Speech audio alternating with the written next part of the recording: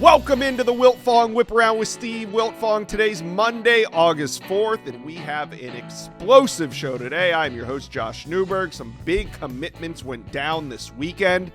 Two big ones right here on the Rivals Recruits channel. We had Deuce Gerald's to LSU. That was a big one. Also, Devon Benjamin to Oregon. We're going to recap it all on this episode of the Wiltfong Whiparound. But first, guys, do me a favor. Hit subscribe to the Rivals Recruits channel, the best recruiting channel on all of YouTube. All right, let's bring in the man himself, Steve Wiltfong, and we're going to start out in Eugene because the Oregon Ducks are back in contention for the number one class in America, sitting at number 3. I think they faded to 7 or 8 as recently as last week, but Devon Benjamin on Saturday, Tank Jones last Thursday. We covered the Tank Jones recruitment. We went with your show right after Tank Jones committed to the Ducks. But take us behind the scenes of this Devon Benjamin commitment on Saturday. Well, Oregon was always considered the program to beat for Devon Benjamin, but he had to go through his process, dot his I's, cross his T's, have conversations with other programs, go visit these schools multiple times to make sure he wasn't making the wrong decision and following just his heart, but getting his mind in tune with where his heart was. And Oregon checked all the boxes for him, the relationship with the staff, the way they treated him like family, certainly, and obviously the NIL component. Where Oregon's at as a program, they're the defending Big Ten champs. They're competing for a national championship. Chris Hampton, one of the best recruiters in the country. Tosh Lupoy, one of the best recruiters in the country. Dan Lanning, no head coach goes harder on the trail. They made Benjamin feel at home, made his family feel at home, where the program's at, how they're developing players from the high school ranks and the transfer portal, and then the NIL component. They were able to hold off Michigan. They were able to hold off Texas. He visited North Carolina. Miami was in there. There were several programs that he gave an opportunity to beat Oregon, USC, of course, but nobody could surpass the Ducks. He's now officially in the fold. Rivals number one corner, one of the jewels of this Oregon class that does indeed rank number 3 nationally. All right. So as summer winds down, this was probably Oregon's last big recruiting weekend of just the summer. Fall's right around the corner. What would they like to add to this class before it's all over? Well, I think they're holding tight. I mean, I think that if there was an elite prospect that they could flip down the road, they would certainly get that spatula out, whether it's at the wide receiver position, someone else on the defensive line. But I think Oregon and Coach Lanning and company are very excited about the class they have in the fold right now. And this fall, it's about roster retention, knowing where you got to put your money for next year with backups and players on your 2 deep that maybe aren't the frontline starters, but they're going to be down the road. And then certainly having the capital to also make moves in the transfer portal after the season with guys that play elsewhere.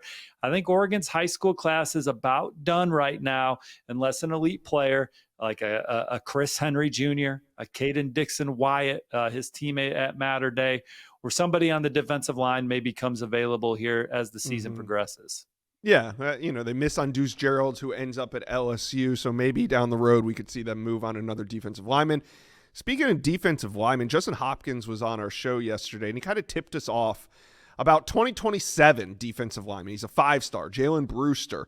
There's rumors, nothing official, he hasn't said anything, he hasn't done anything, but a potential reclassification, meaning Jalen Brewster, a 5-star in 2027, could soon be a prospect in the 2026 class. So that being said, Justin said that, he's not a slam dunk to land at Oregon, but Oregon is involved. So who are some other teams that are also involved right now with Jalen Brewster? Well, I talked to Jalen Brewster's dad, Robert, this morning, played at Ball State, Fighting Football Cardinals up here in the Hoosier State. Shout out. Chirp. And played for the Dallas Cowboys, was drafted in the 3rd round. I talked to him this morning, and he said that Jalen's not planning on reclassifying, going to play his 2 years of high school and continue to prepare for that next level. Oregon is in his top 10. There are certainly other programs that are in the thick of it for his recruitment. And look, things change. Maybe he is reclassifying and they're not ready to maybe that's a work in progress that they're not willing to say, but per his father right now, he is not reclassifying. He's staying in that 2027 class. They're lining up their visits for the fall right now. He's certainly one of the most coveted players in this rising junior class, and Oregon is one of the schools in the mix. Yeah, good intel there, and maybe he won't reclassify, but, last year at this time, Jakeem Stewart was denying a reclassification was in the process. So we'll always just keep an eye on Jalen Brewster. Either way, we're going to cover him this cycle or next. He's a 5-star on that defensive line. All right, Oregon fans, what do you think the Ducks need to add before signing day? Talk to us. Let us know. Comment section below. All right, let's talk a little Michigan Wolverines, because Michigan, they're building their 2027 class. Yeah, we're going to 2027. We're going to flip back to 26 and talk about Savion Hyder. But this 2027 class just got a big addition this morning. Tristan Dare joins Louis Esposito as the first two in the boat for Michigan. And Steve, both of them are on that offensive line. Is this a strong start for the Wolverines? No surprise that Sharon Moore, Grant Newsome, and the Wolverines are off and running in the 2027 cycle at the offensive line position. That is where Coach Moore's heart's at. He is very involved in coaching that offensive line from the corner office of the building. The 2 Joe Moore Awards awarded to the nation's best offensive line when Sharon Moore was the OC/offensive line coach. That is the heart and the foundation of this football team, and they have gone out and already landed 2 hard-nosed physical football players, high football IQs. Esposito is a coach's kid. His dad is a defensive line coach at Michigan. And then Tristan, talking to Riley Dodge, the head football coach at South Lake Carroll, one of the powerhouse programs in the country. He just talked about the intelligence that he has at the point of attack. And also said he's put on 30 pounds since last year when he started in the state title game. He's already up to 280, hasn't lost a shred of his athleticism. He had a national offer list, but he locks in early with Michigan, as Michigan is doing very well with a lot of their top 2027 targets right now. Yeah, speaking of, who could be the next for Michigan in this 27 class, and could it be a quarterback? Yeah, I think that I would look. I don't know if this is imminent or not, but I do think that with Michigan is in the mix for about 5 or 6 of the nation's top quarterbacks in the country. So if you want to play for the Maize and Blue, you want to play in the big house, you want to run out of that side tunnel, jump up and touch the banner, you might want to reserve your spot early, because Michigan's at or near the top of the list for about 5 or 6 blue chip passers in this 2027 class. Chip Lindsey has hit the ground running as the offensive coordinator / lead recruiter on these guys since the day he was hired at Michigan to call the offense and coach the quarterbacks. And there's 2 guys that I got my eye on. Peter Bork out of New Hampshire, Boston area.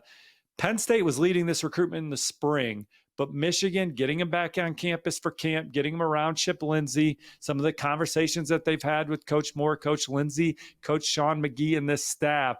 Michigan has become a very exciting opportunity for their style of play, how he fits in offensively, what they can do for their student athletes on and off the field. And that's from an infrastructure standpoint and an academic standpoint. I have Michigan leading this thing going into the fall. Penn State still very much in play. A recent offer from Georgia is intriguing. Peter Bork wants to visit all 3 this fall.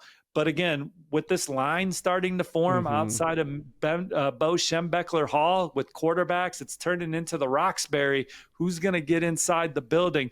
Peter Bork is the guy that I think that they would move the rope for first. But you also have Malachi Ziegler. He's a young man that's as coveted as any passer in the country, also camped at Michigan this summer, did a fantastic job, shot up the Wolverines board, earned his offer from Coach Moore, Coach Lindsey and company, and he too might be nearing a college decision. SMU's in there, among other programs that have done a good job with Malachi Ziegler, but he sees a great fit for himself at Michigan for all the same reasons Peter Bork does. It's a special place for a student athlete on and off the field.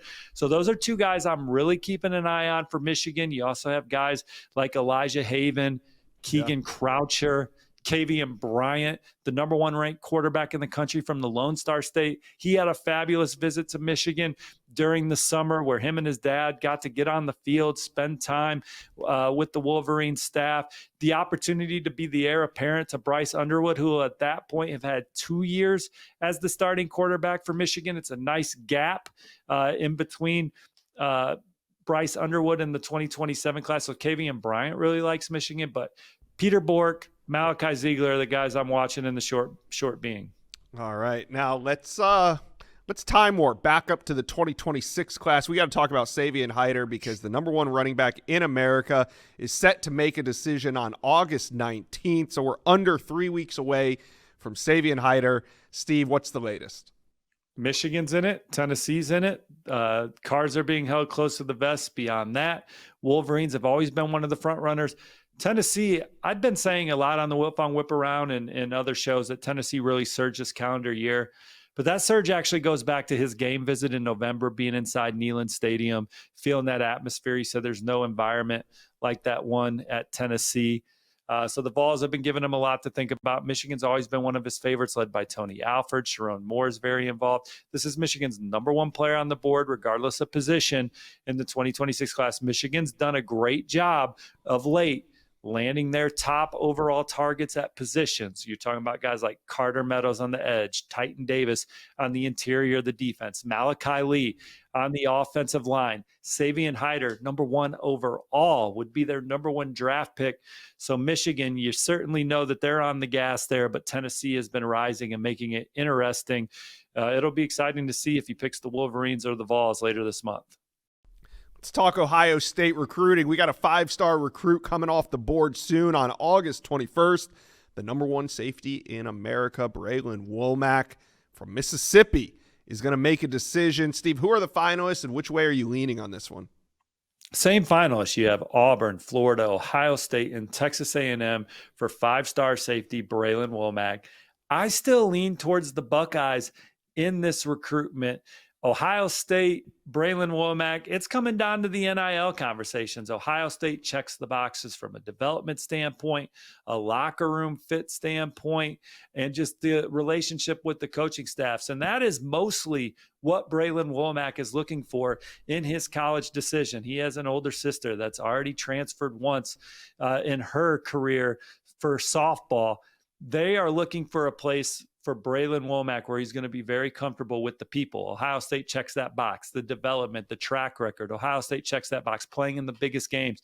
The Buckeyes certainly check that box. But when you are the number one safety in the country, when you're a 5-star, obviously you have some very exciting off the field opportunities that are being thrown at you.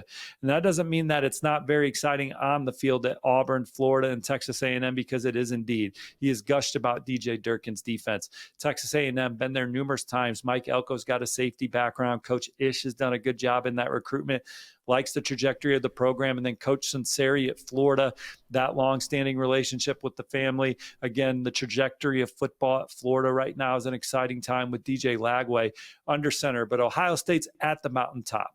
They are one of the programs that are most prominent in the NFL draft year in and year out. And look, it doesn't do Ohio State any good to put their final number out there right now for Braylon Womack. Yeah. For the other program, that's the other program's opportunity to make up ground.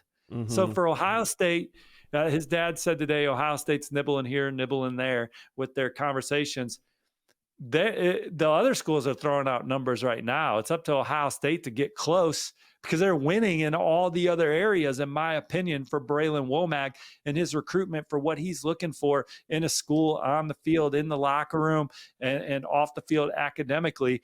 So Ohio State, where are they going to come in? How far off? Will they lead? Will they have the highest offer? I think if they're in the ballpark, they'll land Braylon Womack for all the other reasons.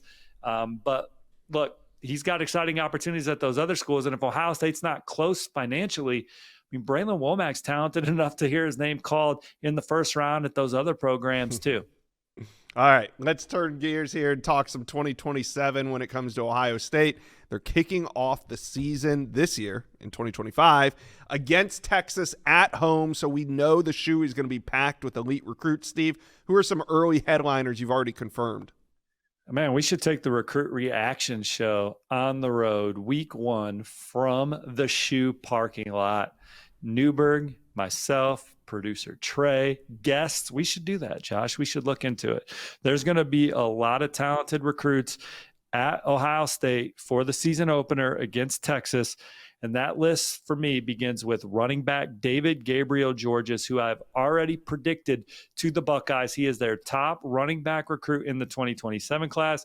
If he was in the 2026 class, maybe he'd be their top target. That's how much Ohio State loves David Gabriel Georges. I think they lead. Carlos Laughlin's done an excellent job there. There's some other programs like Georgia that are in the thick of that recruitment. Noah Roberts, another prize running back from Arizona, is going to be there that weekend. He is someone that is also very high on Ohio State. Some other prominent names, two of the top receivers in the country that Ohio State's in the lead group for: Manshun Sales from Indianapolis, Dakota Garant from Harper Woods in Michigan, some offensive linemen like Jimmy Kalis, who's been to the Buckeyes campus a bunch.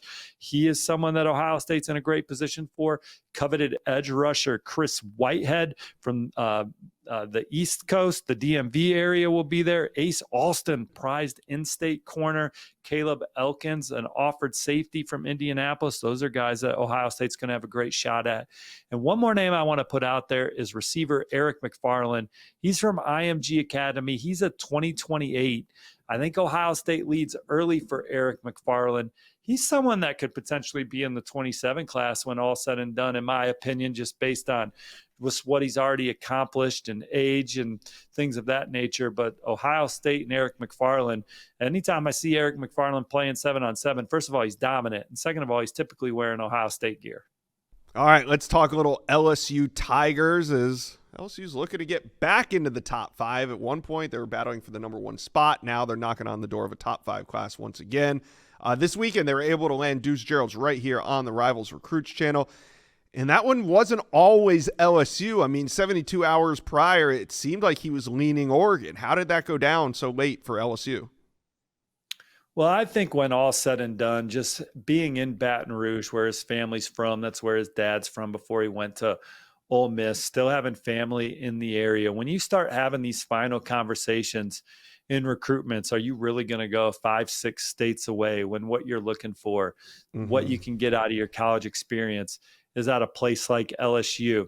I also think LSU ramped it up in the areas you need to ramp it up in modern recruiting, but being close to home. Coach Kyle Williams, LSU's defensive line coach, similar build as Deuce Gerald, 6'1"-ish, 280-ish. He played 13 years in the NFL, so getting that unique perspective from a similar body type was very exciting to him. Coach Baker was heavily involved. Frank Wilson recruited his dad. Now he recruited Deuce Gerald's a veteran there. So very comfortable with the people. Love Baton Rouge. That's a program that's always in the national title conversation. I think it would have been up to Oregon till at the end of the day, even if he did give Oregon a silent commit at one point, they would have had to go above and beyond to beat LSU, in my opinion, with the ties to the city, those close relationships with the staff, the potential to play for Kyle Williams, and then what LSU, does in the modern recruiting world. It was going to be tough for Oregon in the end, even if they did have some momentum. And Dan Lanning and company, they're always going to resonate with recruits. Tosh Lupoy, they do a great job. If you're recruiting against Oregon, you better bring your A game. And LSU definitely did in this recruitment for Deuce Gerald's. Steve, does LSU have the best defensive line class in America?